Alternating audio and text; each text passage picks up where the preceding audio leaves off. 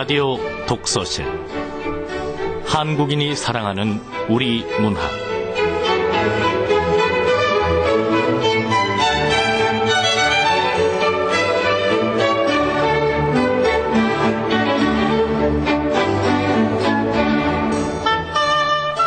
안녕하세요. 아나운서 김경란입니다. 엄마 걱정, 기형도. 열무 30단을 이고 시장에 간 우리 엄마. 안 오시네. 해는 시든 지 오래.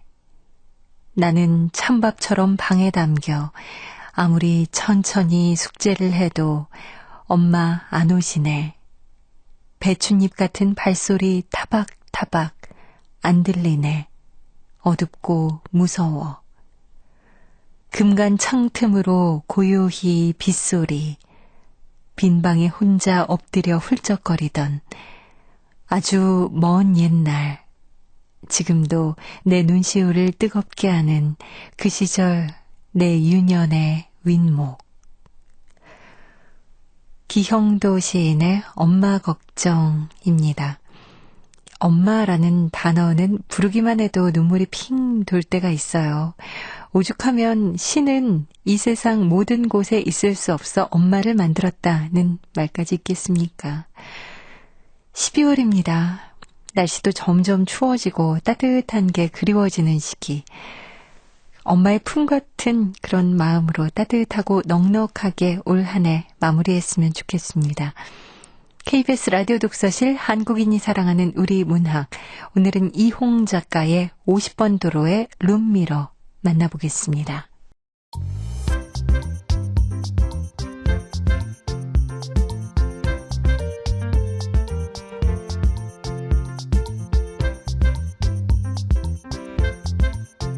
소리로 만나는 책 라디오 독서실. 한국인이 사랑하는 우리 문학을 김경란 아나운서와 함께 만나봅니다.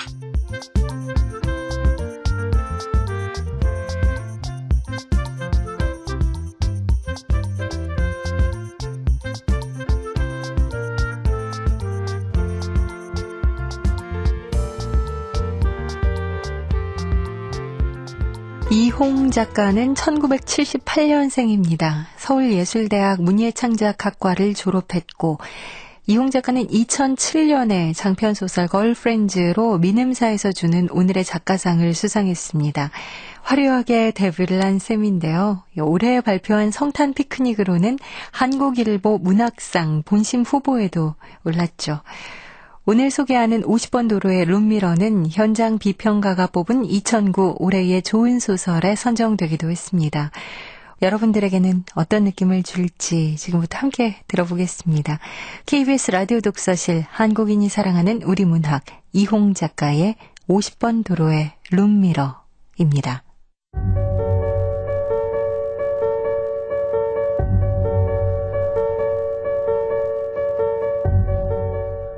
50번 도로의 룸미러 이홍.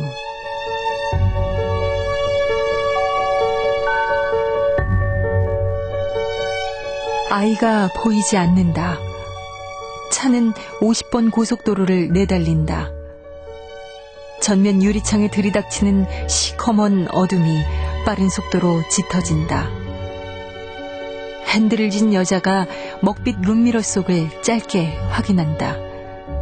멀리서 뒤따라오는 전조등이 굶주린 날짐승의 희번덕거리는 눈처럼 점박혀 있다. 습관적으로 엑셀러레이터를 밟아 속도를 올린다. 달리는 카이엔 S는 여자가 가진 2대의 차 중에 하나다. 뒷좌석에 장착한 독일 브라이텍스사 카시트에 앉아있는 아이의 얼굴은 전혀 보이지 않는다. 아이는 룸미러에서 감쪽같이 사라지기 일쑤다. 50번 도로를 달리는 야간주행 시엔 빈번히 일어나는 현상이다. 그때마다 여자는 한 손으로 핸들을 지탱하고 다른 한 손으로 등 뒤에 있는 아이의 발을 만져보아야 안심하곤 한다. 경부선과 만나는 영동고속도로 마지막 구간은 일요일 저녁에 특히 정체가 심하다. 이상하게도 오늘은 양방향 소통이 원활하다.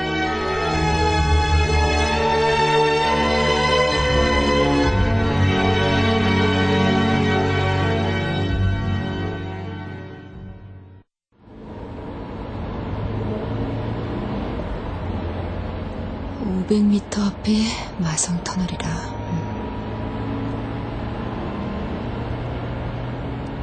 숲에 에어싸인 휘어진 길을 타고 가다가 갈림길에서 마성, 에버랜드 반대편 서울 대전 방향으로 빠지면 다시 50번 도로와 만난다. 50번 도로가 정체일 땐 빠른 우회도로이지만 그렇지 않을 땐 시간이 좀 더 소요된다는 것을 여자는 알고 있다. 핸들을 오른쪽으로 든다. 지우야. 지우야? 목청이 떨려온다. 아이는 얼굴도 보이지 않을 뿐더러 대답도 없다. 지우야. 대답을 해야지. 간헐적인 콧숨이 들려오지만 안도할 수 없다. 의자 옆으로 비틀어 넘긴 팔을 휘젓는다. 손끝에 딱딱한 고무 감촉이 스친다. 아이가 신고 있을 운동화의 밑창이다. 거미줄을 발사하기 위해 손을 내리뻗고 있는 스파이더맨이 한쪽 다리를 굽히고 있는 회색 운동화. 여자는 그 운동화가 싫다. 빨간색 스파이더맨도 유치한데 검정 옷을 뒤집어 쓴 스파이더맨이라니. 전방에서 길이 갈라진다. 좌측 길을 타고 가면 다시 50번 도로다. 우측으로 톨게이트가 시야에 들어온다. 에버랜드 톨게이트는 인적 끊긴 구도로에 허름한 구멍가게처럼 어둠 속에 포위되어 있다. 오후 8시 45분. 아이는 또래의 다른 아이들처럼 놀이공원에 가자고 조른 적이 없었다. 여자는 무언가를 결심한 것처럼 황급히 에버랜드 방향으로 핸들을 든다.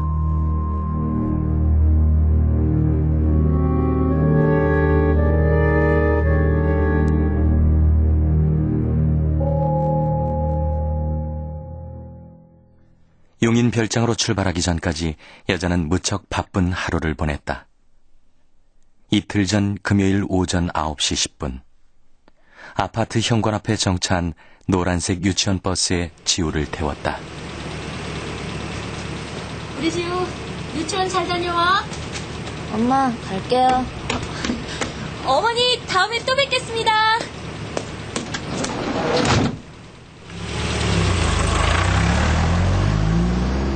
지우는 무성의하게 손을 흔들더니 먼저 버스에 앉아있는 아이들 틈에 섞였다. 덩치가 커다란 지우는 고만고만하는 아이들 틈에서 도드라졌다. 버스가 출발하자마자 서둘러 집으로 향했다. 멀어져가는 버스를 감상적으로 바라볼 시간 따위는 없었다. 조금 뒤 가정부가 면접 보러 올 것이었다. 벌써 39번째 면접이었다.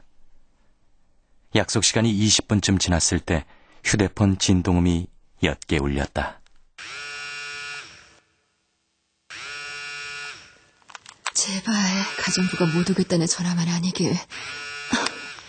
여보세요? 사모님이세요? 저 오늘 면접 보기로 한 도우미. 예. 근데 왜 아직 안 오세요? 사모님, 죄송해서 어쩌죠? 집에 급한 일이 생겨서 아무래도 못 갈 것 같아요. 그럼 언제 온다는 거예요? 내일 면접 보러 오실래요? 죄송해요, 사모님. 당분간 도우미 일 못 할 것 같아요. 이제 와서 이러시면 어떡해요? 죄송합니다. 처음엔 면접을 가정부 자격에 대해 제법 까탈을 부렸었다. 집에서 숙식하며 살림을 도맡았던 파주댁이 거실 대리석 바닥에서 넘어진 후였다.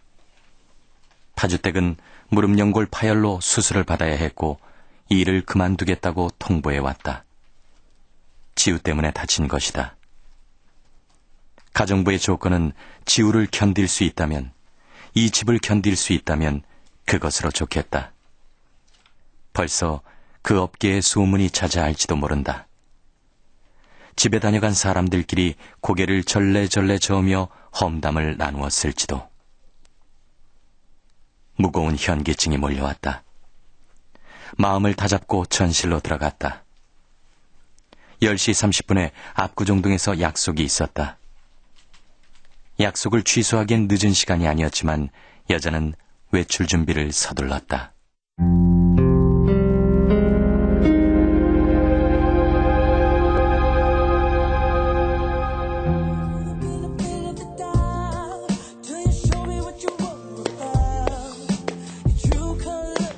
저기 앉아있는 저 여자들, 우리 지우와 같은 유치원에 다니고 같은 축구교실에 다니는 남자애들의 학부모. 줄곧 외제차만 타고 다니는 여자들이지. 물론 나도 그렇지만. 지우구나. 어서 와. 왔어? 내가 좀 늦었지? 어때? 오늘은 가정부는 괜찮았어? 몰라. 안 왔어. 사정이 생겼대. 어머, 정말? 미치고 팔짝 뛸 노릇이겠다. 그래서 지우 얼굴이 반쪽됐구나. 관리라도 받으러 가야지 안 되겠어. 가정부 때문에 사람 잡겠다. 여기 있는 여자들은 남편의 외도보다 가정부 없는 걸 더 두려워하는 여자들이지. 물론 나도 마찬가지지만.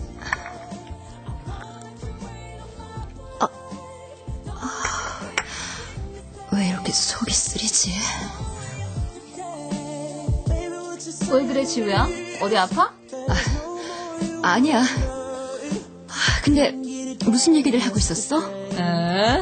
우리 큰애 보스턴으로 가기로 결정했다고. 지금 수석받는 중이야.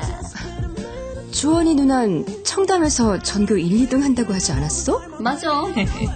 중학교 전체에서 1, 2등 하는 수재야. 근데 유학을 보낸대. 요즘 중학생 과외 과목당 500이잖아. 한 과목만 가르칠 수도 없는 노릇이고. 그 정도 사교육비면 유학 보내는 편이 낫지. 그건 그래. 아, 맞다. 오늘 보자고 한 이유는 이번 2학기 유치원 선생님 선물은 무난하게 백으로 하자. 그래. 우리 백화점 갈 건데 지우 안 갈래?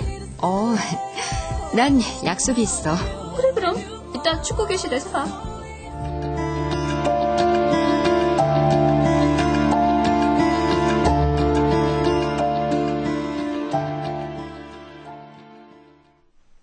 (11시 55분) 지우의 검사 결과를 듣기로 예약한 시간에 맞춰 병원에 도착했다. 여자는 지푸라기라도 잡고 싶은 나약한 눈빛으로 여의사를 바라보았다. 40대 여의사는 우리 아이가 달라졌어요라는 프로그램에도 이따금 얼굴을 내미는 저명한 아동신경정신과 의사였다. 선생님, 우리 지우 왜 그런 거예요? 할아버지 할머니 앞에선 얌전하다가도 저나 가정부 앞에서는 막 집어던지고 음식도 왜 그런지 모르지만 폭식을 하거든요. 스트레스성 폭식이죠. 검사 결과는 어떻게?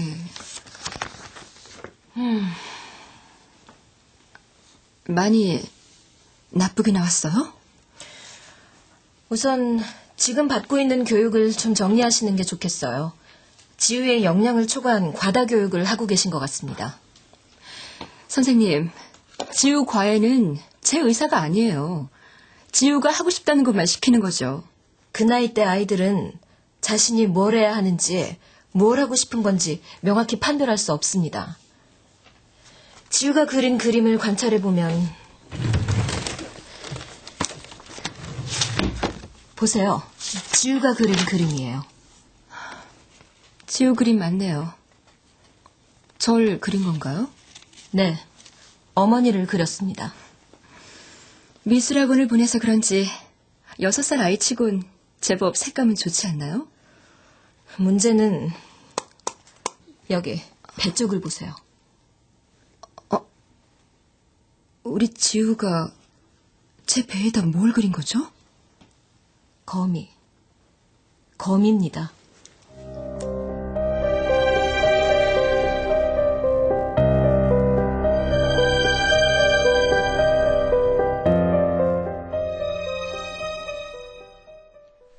병원을 나와서 다시 삼성동으로 갔다. 지난밤 M방송국 교양 프로그램의 강 PD라고 자신을 소개한 남자는 직접 삼성동으로 찾아오겠다고 전해왔다. 주차를 한 후 여자는 화장품 파우치를 꺼냈다. 20대 중반 아나운서 시험에 합격했을 때처럼 단아하고 화사한 얼굴이 비춰졌다. 잿빛 룸미러 속 여자는 완벽해 보였다. 이지은 씨를 진행자로 한다는데 작가와 쉽게 의견 일치를 봤어요. 어떤 프로그램이라고 하셨죠? 예. 매주 문학의 인사를 초청해서 그들의 자전적 이야기와 현재의 삶, 또 앞으로의 꿈이나 포부에 대해서 1대1 토크를 하는 프로그램이에요. 지적이고 잔잔한 분위기의 프로그램이어서 이지은 씨가 적격입니다. 이지은 씨가 워낙 이미지가 좋으셔서요. 네. 커피 나왔나 봐요. 제가 가져올게요. 예. 기분 좋은 제안이야. 그렇지만 감정을 있는 그대로 노출해서는 안 돼. 1년 전인가 방송 일이 다시 하고 싶어졌어. 프로그램도 내가 원하던 프로야. 8년 전까지 여자는 촉망받는 아나운서 중 하나였다. 여자의 인생은 탄탄한 고속도로처럼 희망적이었다. 그러나 언제 다시 막힐지 모르는 고속도로에서 여자에게는 다른 종류의 희망이 필요했다. 그 무렵 몇 차례 선을 보고 바로 결혼을 했다. 각종 잡지에 소개될 만큼 떠들썩한 결혼이었다. 피디님은 생과일 주스, 감사합니다. 난 카라멜 마끼아또.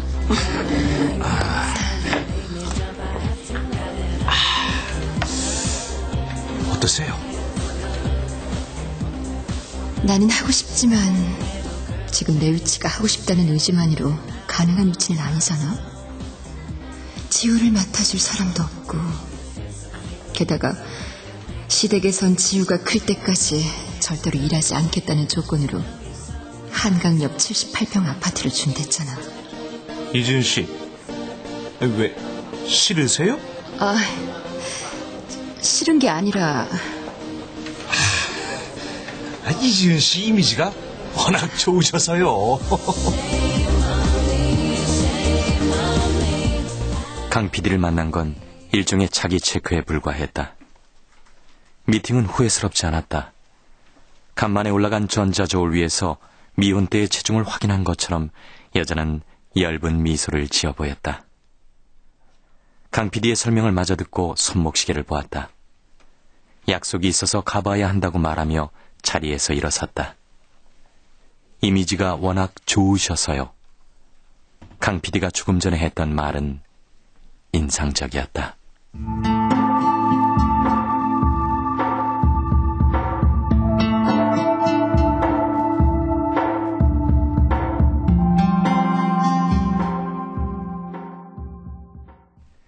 여자가 청담동 체육센터에 도착한 건 축구 수업이 끝나기 15분 전이었다. 콜린 엄마와 주원 엄마는 그 사이 백화점에 들러 쇼핑을 하고 온 모양이었다. 브런치 식당 다음 순서가 백화점인 건 그녀들에겐 일상적인 일이었다. 이번 신상품 패턴은 전부 별로다. 컬리는 어땠어? 나도 역시 유행 타는 건 쉽게 질린다니까. 아무래도 옷장을 늘려야겠어. 옷장이 꽉 차는 거 있지? 그러게 오늘 몇 벌 구입했으니 더 차겠지? 그러게 말이야. 아휴, 짜증나. 두 분 일찍 오셨네요. 지우 너도 백화점 같이 가자니까 오늘 바쁜가 봐? 어머, 주원 엄마, 링크쇼를 새로 샀나 봐? 좋아 보인다. 뭐 그냥 그래. 대기실 모니터에 아이들이 축구 수업을 받는 모습이 보였다. 지우는 살이 잔뜩 오른 오리처럼 무리에서 외따로 뒤뚱뒤뚱 따라가고 있을 뿐이었다. 주원이가 지우 옆으로 달려나가다가 지우를 밀쳤다. 지우가 균형감을 잃고 옆으로 퍽 넘어졌다. 축구교사가 냉큼 지우에게 달려갔다. 의자 등받이에 붙어있던 여자의 등떨미도 달싹였다. 여자는 지우가 주원이를 밀치지 않을까 조바심이 일었다. 아니면 무언가 집어던지며 괴성을 지르지는 않을까. 지우가 불평하지 않고 몸을 털고 일어나는 모습이 CCTV에 고스란히 잡혔다. 뚱뚱한 남자아이는 언제나 그렇듯 울지 않았다.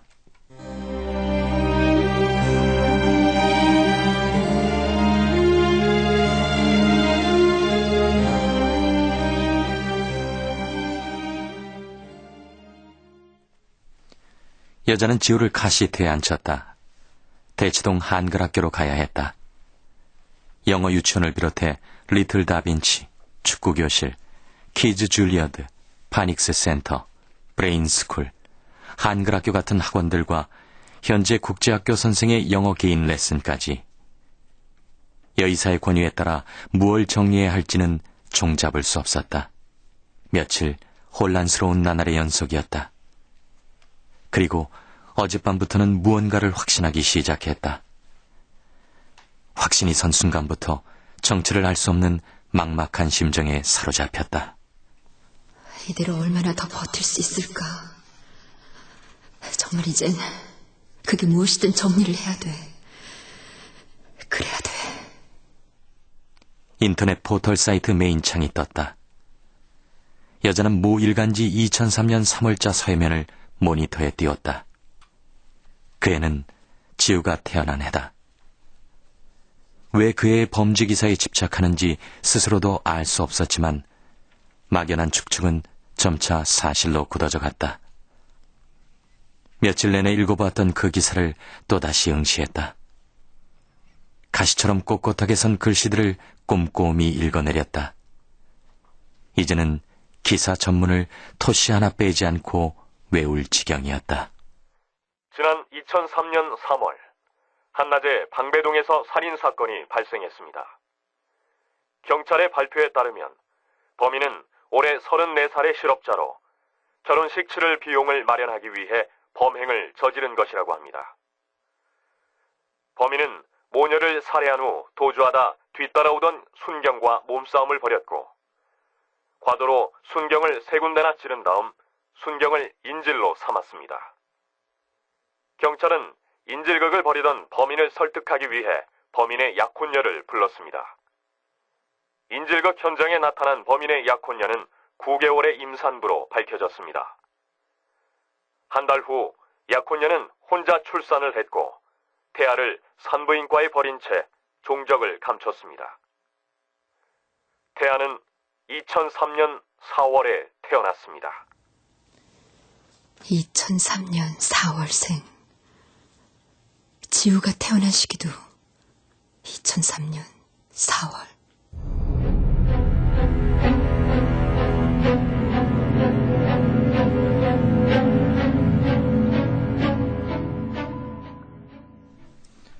한남동 시댁에 도착한 시간은 오후 5시 30분이었다. 금요일마다 저녁 식사를 시댁에 와서 먹은 지 2년째였다. 남편은 2년 전 새벽 잠수교에서 교통사고로 즉사했다. 사인은 음주사고로 밝혀졌지만 여자는 그 사실을 납득할 수 없었다. 금요일 저녁마다 한남동에서 저녁을 먹는 것 외에 여자가 할 수 있는 건 없었다.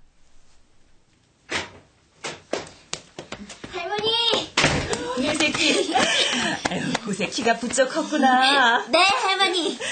할머니가 우리 지우 좋아하는 거 많이 만들어놨지. 탕수육이다. 탕수육만 있니? 갈비찜에 굴비에 꽃게탕에. 자, 앉자. 이봐요. 지우 밥 먹어야 되니까 얼른 나와요. 뒤늦게 안방에서 나온 시아버님이 먼저 자리에 앉고 나머지 사람들이 차례로 의자에 앉았다. 여자는 지금껏 그래왔던 것처럼 입을 꾹 다물고 음식물을 자분자분 씹었다. 시어머니는 언제나처럼 지우의 밥숟갈 위에 반찬을 얹어주느라 분주했다. 지우 많이 먹어라. 네. 얘야, 지우 진로에 대해선 결정을 한 거냐? 네, 고려해보고 있어요. 고집 부리지 말고 내 말 들어. 빡빡하게 공부시켜서 뭐하게. 나는 내 손자 의사나 변호사 돼서 뼈골 빠지게 사는 거 딱 싫다. 뒤늦게 후회하지 말고 그냥 인터내셔널 스쿨 보내. 네. 지우가 어떨지 그게 중요하니까요. 난 인터내셔널 스쿨 들어가고 싶어. 그래. 아이, 공부에 대한 스트레스가 좀 줄어들면 그 아토피인지 뭔지 하는 것도 나아질 게다. 그게 스트레스성이 크다고 하지 않니? 자. 여보. 네, 할머니. 식사를 마치고 소파 위에 앉아 뉴스 시청을 하는 시아버지 옆에 지우가 얌전한 고양이처럼 앉아 있었다. 여자와 단둘이 있을 때와 한남동 할아버지 집에 오는 지우는 과연 같은 아이일까? 지우는 필통을 던지거나 냉장고 속의 음식물통을 모조리 빼서 깨부수거나 집이 떠나갈 정도로 괴성을 지르는 난폭한 행동을 한남동에서는 절대 하지 않았다. 바주댁을 코뿔소처럼 밀어 넘어뜨려 팔마디를 물어뜯어 놓은 것도 지우였다. 지우의 양면성이 본능적으로 타고난 거라는 믿음에 의심의 여지가 없었다. 여자는 안방으로 불려갔다. 시어머니는 서리봉투를 확 내밀지 못하고 주춤거리며 말을 꺼냈다. 여기 앉아라. 네.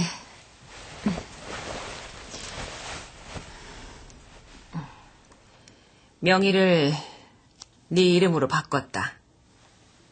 나도 이래저래 바빠서 내가 고의로 늦게 한 건 아니다. 너도 알지? 네, 어머니. 아휴, 네 아버님이 뭐 대단한 일이라고 차일피일 미루는 거냐고 성화를 부려서 어제 마무리했다. 그리고 아까 네 아버님 계셔서 말을 다 못했다만 네 자식이라고 모든 결정을 네 맘대로 하는 건 좀 그렇구나. 그 얜 네 자식이기 이전에 우리 정씨 가문의 자식이니까. 여자는 자리에 앉아서 대답을 유예했다. 시어머니가 뒤늦게 서리봉투를 내밀었다. 협상을 하고 싶어하는 눈치였다. 자신이 원하는 바를 관철시키기 위해 상대를 그럴듯한 물질로 유혹부터 하고 보는 게 그녀의 오랜 습관이라는 걸 여자는 잘 알고 있었다. 감사합니다.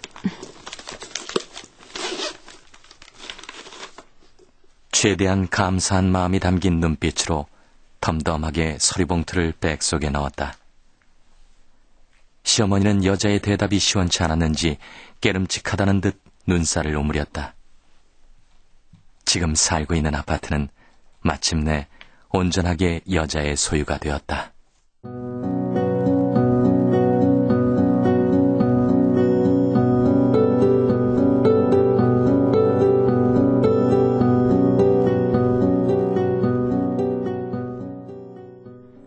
용인별장에 도착했을 땐 어둑어둑한 밤이었다. 시댁에서 지우의 아토피 치료 목적으로 내준 별장이었다. 지우를 2층 침실에 들여보내는데 차인벨이 울렸다.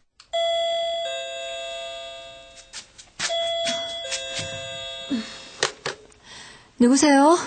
네, 저 이 근처에 사는 사람인데요. 알려드릴 게 있어서요. 뭔데요? 최근에 이 주변에서 유괴 살해 사건이 있었어요. 네? 무슨... 아이가 2명이 살해를 당했어요. 아직 범인이 잡히지 않아서 조심하라고 알려드리는 거예요. 네, 고맙습니다. 마침 불이 켜져 있길래 알려드리는 거예요. 아이 혼자 두는 일은 없도록 하는 게 좋을 거예요. 네, 조심할게요. 여자는 끝내 문을 열어주지 않았다. 그다지 말을 섞고 싶지 않았다. 2층으로 올라가서 지우가 잠들었는지 확인하고 다시 1층으로 내려왔다. 계단을 내려오는 동안은 발소리를 흠씬 죽였다. 실내가 썰렁했다. 오후에 인터넷 신문에서 일면했던 사내의 살기 넘치는 눈빛이 불시에 덮칠 것만 같은 트럭 전조등처럼 불안하게 따라붙었다.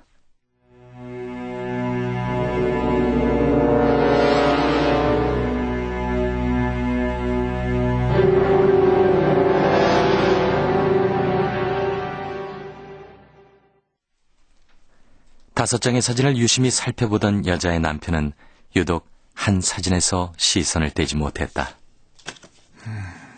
야무지게 생겼네. 애 눈빛이 무섭잖아. 난 그 옆에 애가 더 좋은데? 웃는 것도 예쁘고 눈빛도 서글서글하고. 당신 생각만 하면 어떡해. 기업을 이끄는 건 아무나 하는 게 아니야.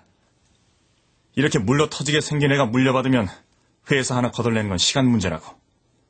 형이 딱 그랬어. 그리고 봐봐. 애 눈매가 왜?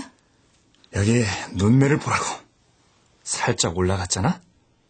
날 닮았어. 그렇긴 한데. 그 사진을 보았을 때부터 아이의 눈매가 거슬렸었다. 남편의 강력한 주장이 아니었더라면 여자는 절대 그 아이를 선택하지 않았을 것이다. 결혼식 준비가 한창이던 때였다. 하얏트 파리스 그릴 레스토랑은 한낮인데도 실내가 어두웠다. 나 이런 말 빨리 했어야 했는데 지금 해서 미안해. 무슨 얘긴데 그래요? 결혼식 날짜 미루자고? 아니, 그런 게 아니라 나 무정자증이야. 네? 우리 가족들도 몰라. 당신은 애를 낳을 수 없을 거야. 그래도 괜찮겠어?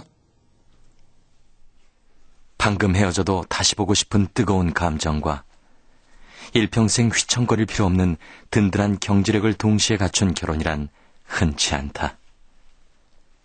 여자는 자신의 삶에서 아이쯤은 없어도 괜찮을 거라고 판단했다. 남편이 입양에 대해 거론한 건 결혼하고 몇 달이 지나지 않아서였다. 여자는 일단 싫다고 거절했지만 시댁에서 은근히 강요를 하기 시작했다. 심지어 여자의 몸에 문제가 있는 건 아닌지 추궁하기도 했다. 입양 절차는 신속하게 이루어졌다. 시댁에는 임신 4개월이라고 말하고 원정 출산을 핑계로 여자가 먼저 미국 캘리포니아주의 LA로 떠났다.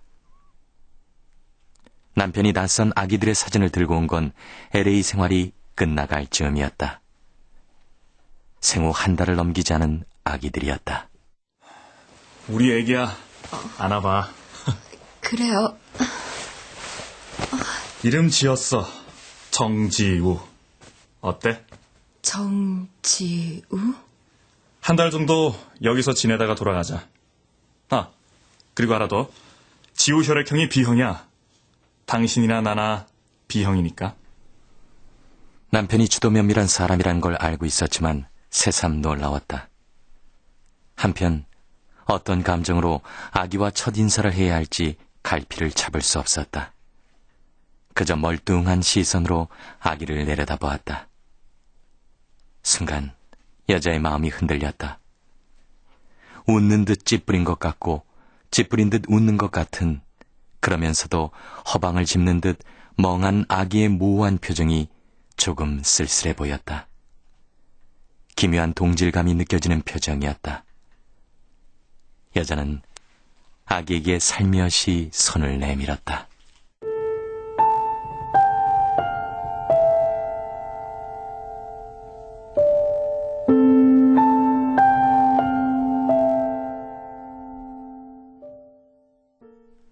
토요일 오후, 여자는 남의 눈에 띌까봐 뒷마당에도 나가지 않고 꼼짝없이 집 안에 있었다.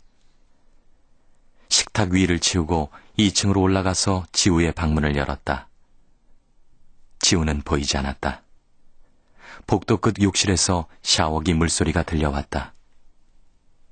지우가 왜 자신의 뱃속에 거미를 그려 넣었는지 묻고 싶었으나 그만두기로 했다. 지우는 영어를 쓴 선생이 내준 과제를 하는 중이었다. 책상에 무선기기 라라펜이 놓여져 있다. 라라펜은 책 위에 나열된 영어 문장을 찍으면 원어민 발음이 친절하게 흘러나온다.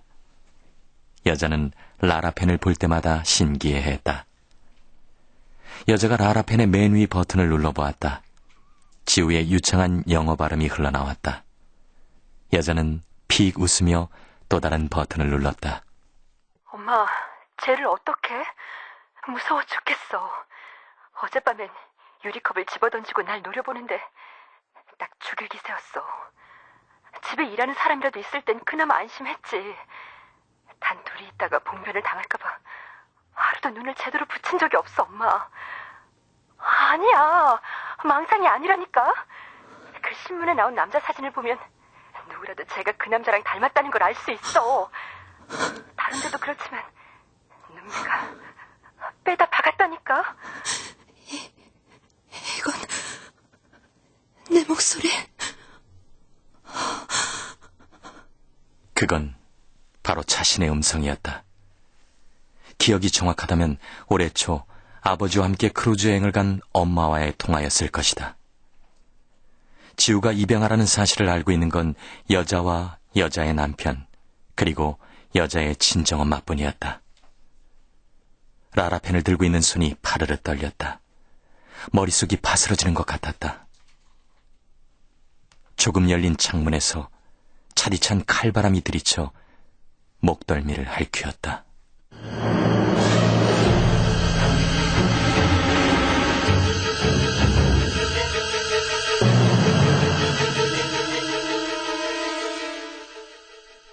토요일 밤을 뜬 눈으로 보낸 여자의 눈이 퀭했다. 시동을 걸면서 룸미러를 내렸다. 엑셀러레이터를 밟고 마을을 빠져나갔다. 게이트바가 올라가기 전 경비실 초소에 어린아이들의 사진이 박힌 전단지가 나란히 붙어 있었다. 여자아이 2명이 에버랜드 인근에서 사체로 발견됐다. 여자는 게이트를 빠져나가기 전 그 사진을 빤히 쳐다보았다. 아직 범인은 잡히지 않았다.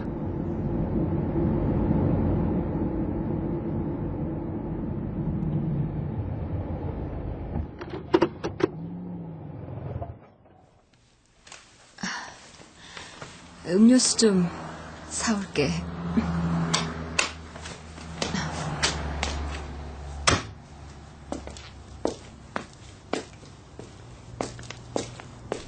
에버랜드 정문 입구 주차장에 차를 세운다. 여자는 차에서 혼자 내려서 편의점으로 향한다. 카시트에서 잠들어 있는 아이를 차에 두고 편의점이나 화장실에 다녀오는 건 흔한 일은 아니다. 얼마 전 2차례의 어린이 실종 사건이 발생했던 탓인지 일요일인데도 에버랜드 정문은 한적한 편이다. 양손에 2병의 음료수를 들고 오른쪽 구석 천장에 있는 감시 카메라 쪽으로 몸을 천천히 돌린다. 얼마 후 계산을 하고 나온 여자는 트렌치코트 앞서풀 여민다. 여자는 차에 올라타 시동을 건다.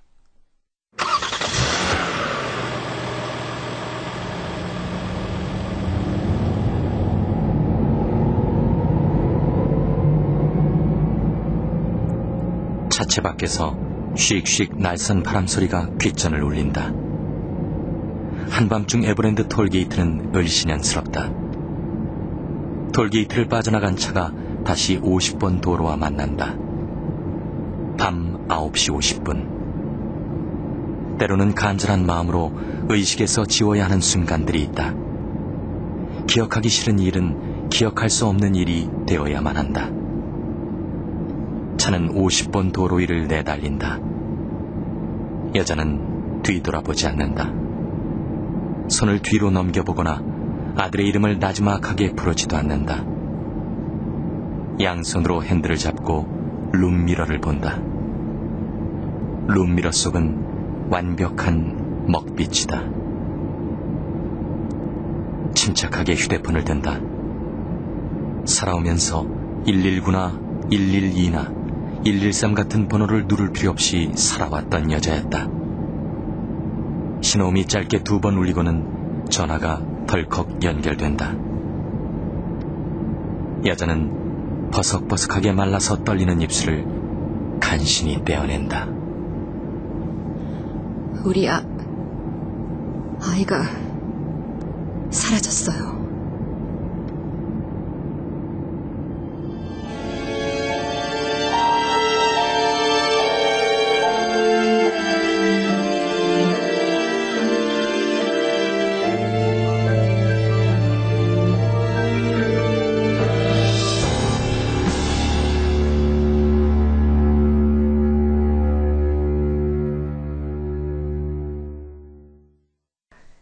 여자가 떨리는 입술로 우리 아이가 사라졌어요.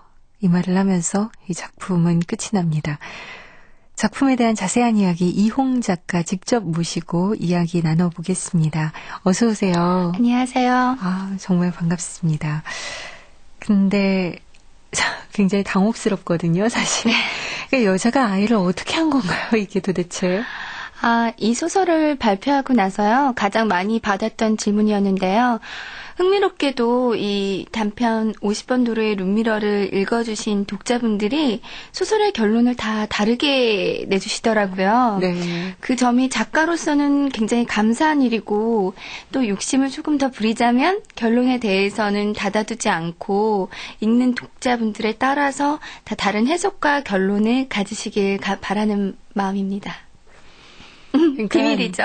비밀인 거죠? 네. 아니, 그냥 걔 갑자기 망상에 빠진 건가? 아니면 진짜 애가 없어진 건가? 정말 별의별 상상을 다 하게 됩니다. 네. 네. 자, 근데 이 작품에는 크게 두 가지 메시지가 있는 것 같아요. 하나는 이제 부르주아적인 삶. 네. 또 하나는 인간의 욕망? 뭐 이런 부분에 대해서 좀 느낄 수 있는데, 작가께서는 이 작품을 통해서 어떤 이야기를 하고 싶으셨나요? 그 부르주아적인 삶이라는 게 결국 이제 자본주의 사회에서 인간이 가지고 있는 여러 욕망 중 하나일 텐데요. 이제 저 또한 인간이다 보니까 풍족하고 여유롭게 살고 싶은 마음이 없지 않죠. 하지만 그런 삶을 이렇게 지향하다 보면 삶에서 더 중요한 부분들을 많이 잃고 가기도 하는 것 같아요. 그래서 삶에서 진정 중요한 것은 무엇일까 그런 고민을 하다가 이 작품에 그런 고민을 담아보고 싶었습니다. 삶에서 진정 중요한 건 무엇인가? 네. 그래요. 근데 저는 이 작품, 이 50번 도로의 룸미러를 들으면서, 이거 자칫 작가가 좀 오해를 받을 수도 있겠다, 이런 생각이 들었어요. 흔히 강남으로 이야기를 하는 그 상류층의 삶을 배경으로 해서 작가도 좀 오해를 받지 않을까 싶은데, 네. 이 작품을 쓰게 되신 그 배경, 어떤 배경인가요? 네, 그 지리적인 배경으로 말하자면 강남이 등장하는 게 사실인데요. 이것은 소설에서 어떤 장치로 작용을 하는 거고요. 제가 이 50번 도로의 룸미러에서 좀 더 드러내고 싶었던 점은 이제 한국 사회에서 교육에 관한 풍토에 대해서 이야기를 하고 싶었는데요. 뭐 사교육이다 뭐다 이제 끊임없이 문제시되고 있는 게 바로 이제 한국에서는 교육 문제잖아요. 그 문제점이 가장 극명하게 드러나는 게 강남이라는 지역이고, 또 저 또한 이제 유치원생 아들을 키우다 보니까. 그러세요? 네. 교육에 관해서 이제 많은 시행착오와 좌절감을 겪었던 경험이 있었고, 그런 저의 개인적 경험과 또 한 아이의 엄마로서 절실하게 공감하는 그런 교육 문제들을 이 소설에 녹여보고 싶었습니다. 제가 입이 다물어지지가 않는 게 지금 저희 이 청취자 여러분들께서는 이제 목소리만 듣고 굉장히 애띤 목소리다라고 생각을 하시겠지만 외모 또한 정말 아름다우시고 애티시거든요. 근데 유치원 어머니라니까 지금 깜짝 놀랐습니다. 그러면은 이 안에 등장하는 뭐 여러 가지 학원들, 뭐 그 학부모들 간의 이야기들 이런 것도 다 좀 경험해서 예, 그것도 이제 어느 정도 제가 구체적인 경험을 좀 통해서 예, 작품에 좀 녹일 수 있었던 것 같아요. 그러시군요. 그래 이런 참 과도한 교육열, 교육 문제 우리나라의 참 학부모들은 절대 동감하는 부분일 겁니다. 네. 근데 이런 부분에 대해서도 좀 이제 문제시해서 글을 쓰게 되셨는데 이런 글을 그 구성하는 방식이 추리기법을 택해서 지금 쓰시고 계세요. 근데 그래서 그런지 더 흥미를 끌기는 하는데 특별히 이 추리기법을 선택한 이유가 있으신가요? 처음에 이 작품의 초고를 쓸 때는 추리 기법을 쓰려고 의도하고 쓴 건 아니었거든요. 근데 초고를 마치고 나니까 살짝 그런 분위기가 이 소설에 드러나 있었고 저도 의도하지 못한 상태에서 그런데 이제 소설의 내러티브와 추리적 요소와 잘 어우러져 있더라고요. 그러니까 추리 기법이라는 게 현대인들의 불안이나 공포를 드러내는데 굉장히 이렇게 적절한 양식이라는 느낌을 받았고요. 그래서 나중에 수정을 할 땐 좀 더 본격적으로 추리 기법을 사용해서 글을 마무리 짓게 되었습니다. 그렇군요. 이 작품도 아주 저희가 인상 깊게 잘 들었습니다만 작가님의 그 데뷔작이자 화제작 걸프렌즈는 뭐 읽어보신 분들은 아실 거예요. 아주 그 가볍고 통통 튀는 그런 감각이라고 해야 되나요? 그런 게 있는데 이 50번 도로의 룸미러는 굉장히 분위기가 사뭇 다릅니다. 네. 예, 상당히 진지하거든요. 네. 작품을 좀 이렇게 쓰시는 경향이 바뀌신 건가요? 어떻게 된 건가요? 아니, 경향이 바뀌었다기보다는 그러니까 제가 소설을 쓸 때마다 소재나 인물이나 이야기에 따라서 가장 효과적인 문체가 어떤 것일까, 또 그 작법이 어떤 것일까 고민을 하고 또 그런 고민을 반영을 해서 이제 최대한 그 소재와 이야기에 가장 잘 어울리는 글을 쓰려다 보니까 이게 글마다 다 분위기도 다르고 장르도 조금 다르고 그렇게 변형이 되고 있는 것 같습니다.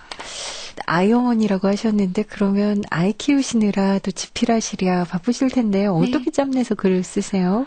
그러니까 지금 유치원에 다녀요. 유치원에 다녀서 유치원에 이제 8시 50분쯤에 가면 버스를 타고 가면 올라와서 샤워하고 커피 한 잔 마시고 좀 정리 이제 아이가 집에서 나가면 막 집이 어질러지잖아요. 그쵸.